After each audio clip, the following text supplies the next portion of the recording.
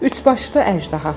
Bax, bu üçbaşlı əjdaha olan, bu kimi problemlər olan uşaqlarda vəziyyəti daha ciddi qəbul edirik. Yəni bir buket sindromu nəzərdə tuturuq. Yəni bir uşaq gəlir, bəzən valideynlər gəlir deyir ki, mən uşağıma avtizm dedilər. O biri həkimə getdim, o biri həkim dedi ki, yox, sizin uşağınızda diqqət əksikliyi sindromu var, hiperaktivlik sindromu var.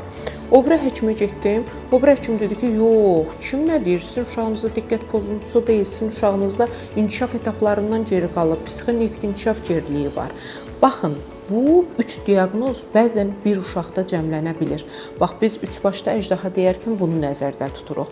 Birbaşı bir uşaqda həm autizm əlamətləri var, həm hiperaktivlik, diqqət defisiti var, həm də bərabərində psixi və nitq inkişafında geriliyi var.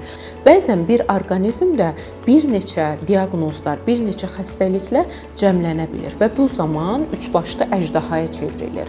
Və biz daha ciddi, daha məsuliyyətli olmalıyıq və belə uşaqlarda proqramlar çox xüsusi olaraq professional mütəxəssis tərəfindən hazırlanmalıdır. Çünki üçbaşlı ilanın bir başına hücum edəriksə, digər iki başı qalacaq.